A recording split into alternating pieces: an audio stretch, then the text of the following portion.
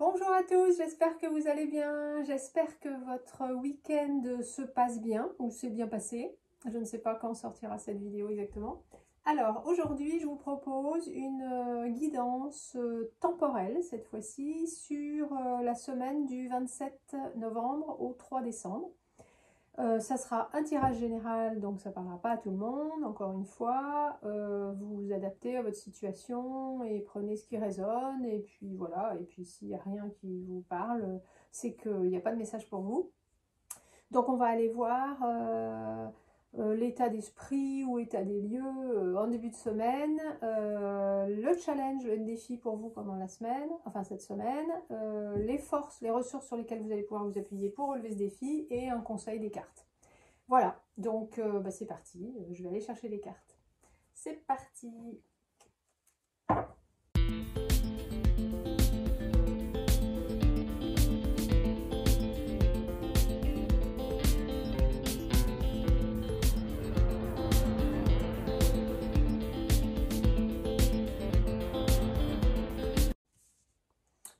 Voilà! Alors, qu'est-ce qu'on a ici aujourd'hui? Dans votre état d'esprit, on a les amoureux et le 3 de coupe. Donc, vous allez démarrer la semaine avec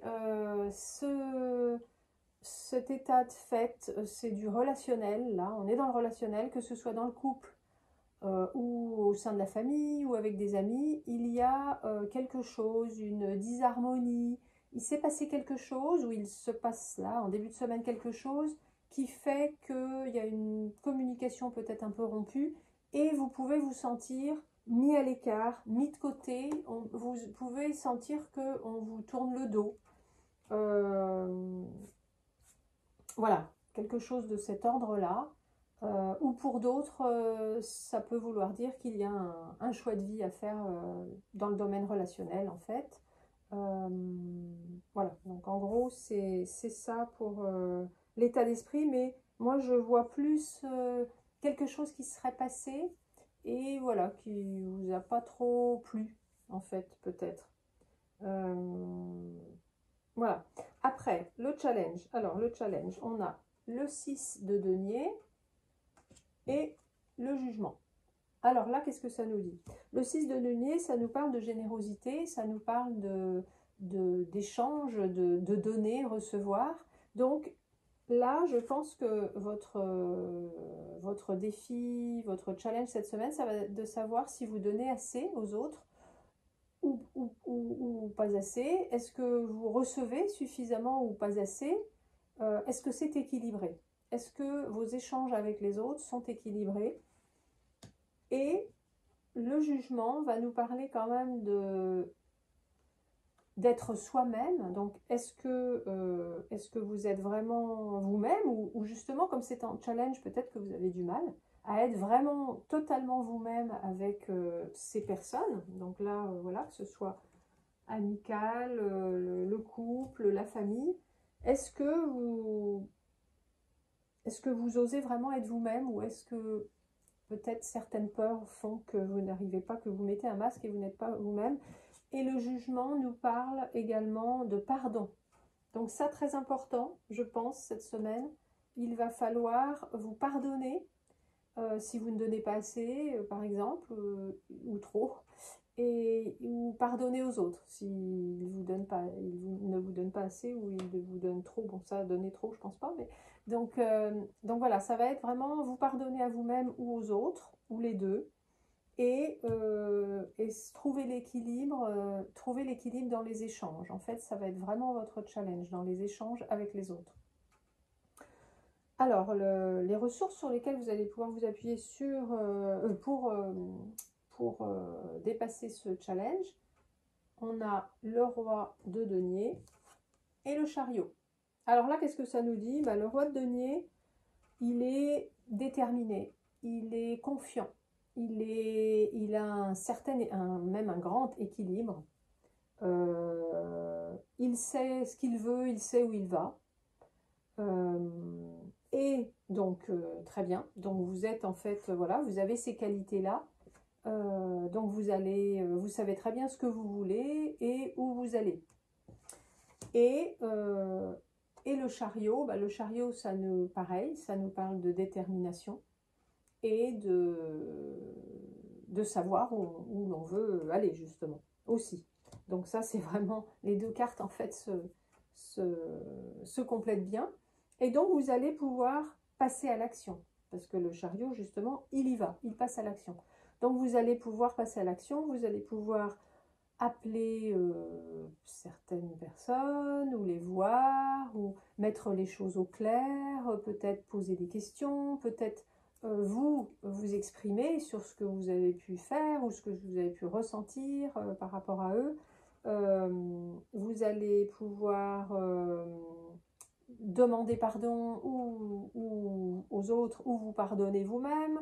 Voilà, vous allez pouvoir un peu faire tout ça. Et je ne sais pas si, je crois que je ne vous l'ai pas dit, mais la carte des amoureux, ça peut aussi parler d'un positionnement par rapport aux autres. Est-ce que vous vous mettez, bon ça marche un peu avec cette carte-là qui parle de l'échange, de donner, recevoir. Est-ce que vous vous mettez en avant, enfin est-ce que vous passez avant les autres ou est-ce que vous faites passer les autres avant vous?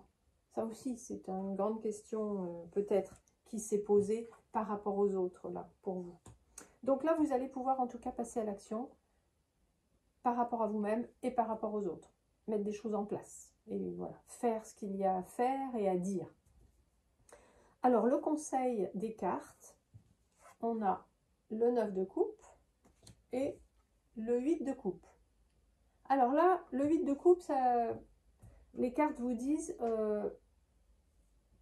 allez de l'avant, laissez derrière vous toutes les vieilles histoires, vos vieilles habitudes, votre vieille réalité en fait, les vieilles rancunes, les vieilles rancœurs, laissez tout ça derrière vous, tout ce qui ne vous sert plus, tout ce qui vous entrave, tout ce qui vous pèse en fait, pour aller vers ce que vous souhaitez. Vous voyez, il y a le soleil qui pointe derrière, pour aller vers l'inconnu un peu, hein, c'est peut-être un peu inconnu effectivement, mais pour aller vers quelque chose de meilleur pour vous.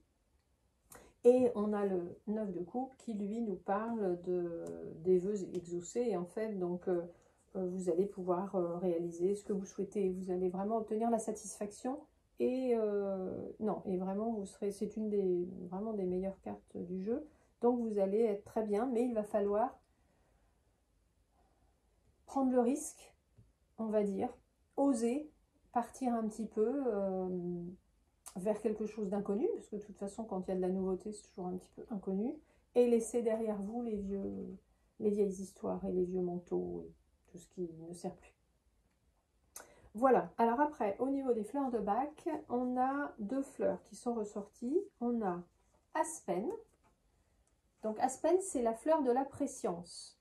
La préscience, c'est-à-dire, c'est pour des personnes qui ressentent les choses, les personnes un peu qu'on appelle hypersensibles, enfin maintenant on pourrait appeler ça comme ça, l'hypersensibilité.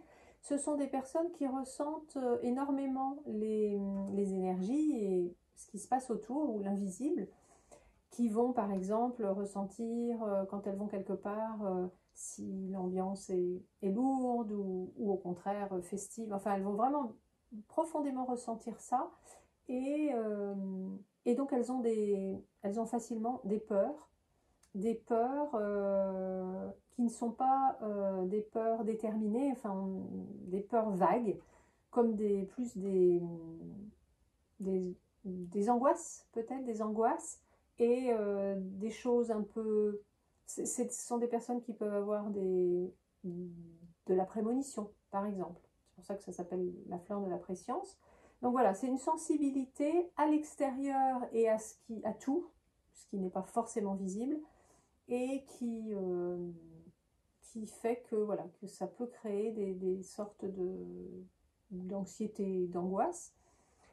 Et donc cette fleur, en fait, va donner le courage et la fermeté pour s'ouvrir à l'inconnu. Donc c'est rigolo parce que là, je vous disais, voilà, partir vers l'inconnu. Bon, bah, cette fleur-là, elle va vous donner le courage et la fermeté pour pouvoir aller de l'avant vers l'inconnu. Donc c'est quand même, voilà, c'est une fleur intéressante. Et la deuxième, il y en a deux qui sont sorties, et la deuxième c'est Holly, le hou. Et elle, c'est la fleur de l'ouverture de cœur. Alors là aussi, c'est rigolo, parce on parle dans le jugement, on parle de pardon, et cette fleur-là va nous parler de pardon également. C'est pour les personnes qui ont été voilà, blessées, qui ont eu d'ailleurs, ben voilà, je vous disais peut-être qu'il y a eu quelque chose là, et qui ont refermé un peu leur cœur pour ne pas souffrir. Donc elles se sont endurcies, on va dire, elles ont endurci leur cœur, elles l'ont refermé pour ne pas souffrir, bien sûr. Mais du coup, bah voilà, ça c'est la fleur de l'ouverture de cœur, parce qu'il faut bien que le cœur s'ouvre et soit, voilà, on ne peut pas vivre avec le cœur fermé comme ça. Donc en fait, cette fleur, voilà, elle dit justement le pardon et la compassion se ferait un chemin dans mon cœur, en fait. Donc voilà, c'est vraiment pour vous aider à vous pardonner et à pardonner aux autres. Donc magnifique et vraiment juste à propos. Donc pour les fleurs de bac, je vous rappelle que si vous avez des questions, si vous avez besoin d'aide, n'hésitez pas à m'envoyer un mail, vous avez mon mail en dessous. Si vous voulez les prendre, vous, comme ça, de toute façon, c'est 4 gouttes 4 fois par jour. Bon, vous pouvez vous préparer un flacon pour mélanger les fleurs ou les prendre comme ça, mais n'hésitez pas à m'envoyer un mail. Ensuite, on a eu la papesse au niveau des arcanes majeures du tarot de Marseille qui a un message à vous délivrer. Alors, la papesse, qu'est-ce que nous dit la papesse? Faites une pause, prenez le temps de réfléchir, de faire le point sur ce que vous avez vécu, trouvé, traversé, connu.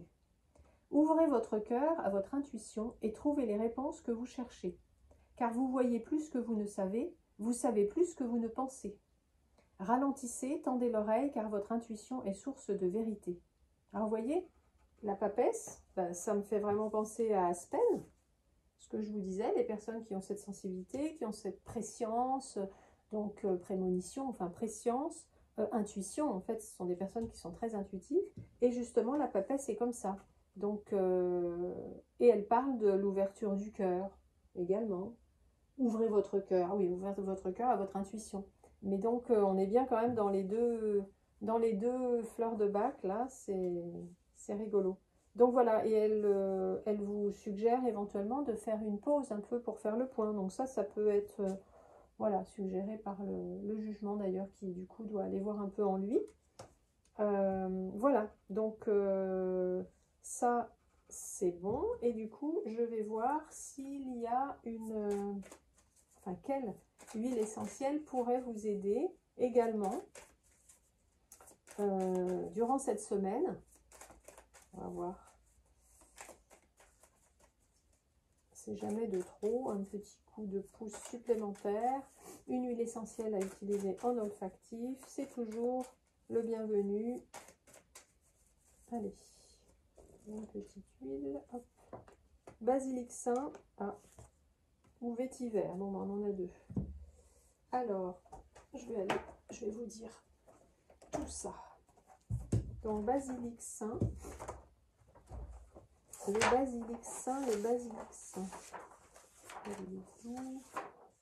Basilic indien. Basilic sain, c'est le tulsi.